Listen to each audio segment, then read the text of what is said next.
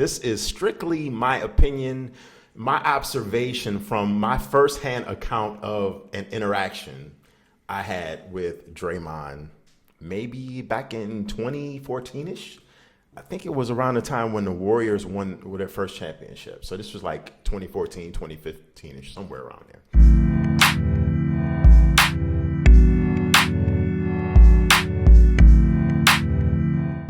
Thank you for watching the E for One podcast. Make sure you like the video and subscribe. Subscribe to the channel if you like this content. I'm Anthony AP Anthony.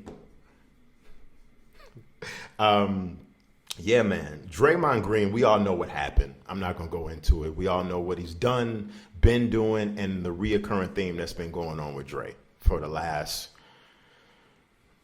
I want to say like five years, ever since, he kicked LeBron. It started kind of when he kicked LeBron in the groin, and then it's just been going on and on and on. But now it's more of a reoccurring theme of his acts of silliness, ignorance, violence, and just senseless. I don't even want to call it violence. Senseless, physical, unwarranted, unhinged physical confrontation with people on the court that has resulted in people getting punched and kicked in the chest and choked and slapped in the face and everything else. But my interaction with Draymond, like I said, came some years ago, and I was on Twitter, and I don't know what triggered me. And by the way, if you want to check me out on IG, it's E for One Podcast, E41 Podcast. And if you want to check me out on X, it's called X now, Twitter X. It's at E41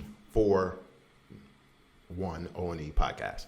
But this was years ago. Interaction with Draymond on Twitter. I can't remember what triggered me. I think it was just something that Draymond probably did, because Draymond triggers a lot of people. And that day he was triggering me for whatever reason. And I got petty. I remember Weaving the guy Weaving with the big buck teeth and the crazy looking face. I think I sent a Draymond picture of Weaving. And I said, Draymond, you look like Weaving, or I can't remember how this weird interaction happened. And literally, me and Draymond went back and forth on Twitter for it had to be 2 or 3 hours, man. He was tweeting me obnoxious stuff, calling me names, nothing real vulgar or nothing like that. It didn't get that crazy from what I remember. But I was going back at him. People were liking his tweets, and hundreds and hundreds and hundreds of people. My phone was blowing up because I was getting all of these notifications from X about, interactions and things of that nature. But that is just a bigger picture in that, because anyone can get a reaction out of anyone on social media, whether it be IG, X, whatever. Even YouTube in the comment section. A lot of people can get at me or get at someone in the comment section, and you can get a reaction, but I don't feed into all of that. But I can be petty, so I can. But this just goes into the bigger picture of me saying, listen, man, Draymond is a very petty guy.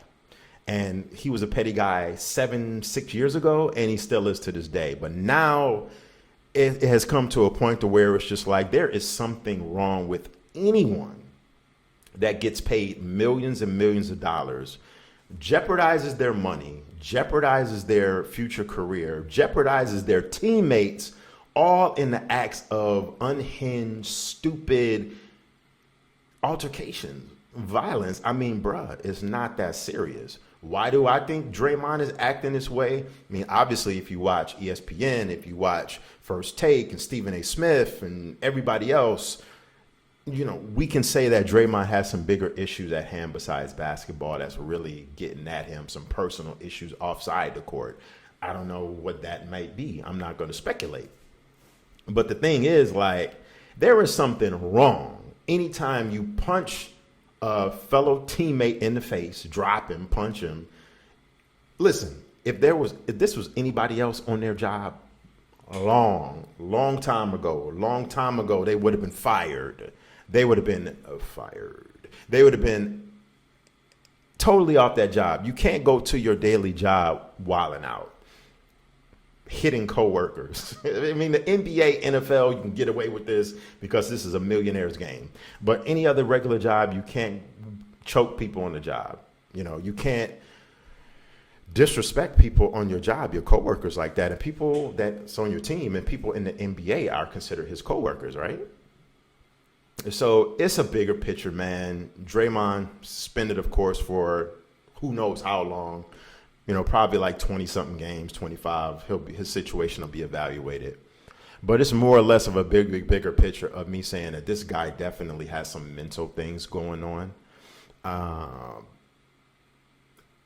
Some things maybe from his past maybe haunting him. I don't know, but behavior is crazy. I just wanted to fully document and let everybody know that I can vouch for Draymond's unhingedness because I was full witness of that. For somebody in the NBA, right, to go back and forth with a common guy like myself for literally like 3 or 4 hours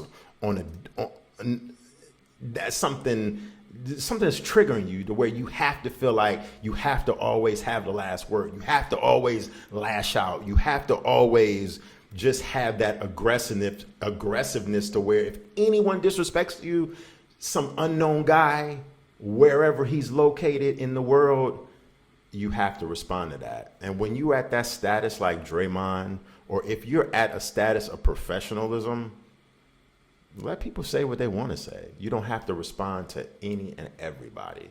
Someone like myself, unless it's a comment that really triggers me, yeah, I'll respond back, but I'm going to keep it peace.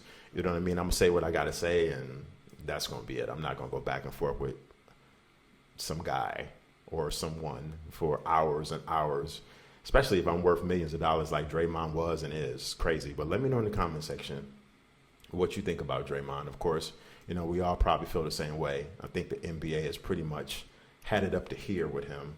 And yeah, you've been watching the Evil One podcast. And until next time, I will check you later. Make sure you like, subscribe. Go ahead and share this, but make sure you subscribe to the channel. Check you later. Peace.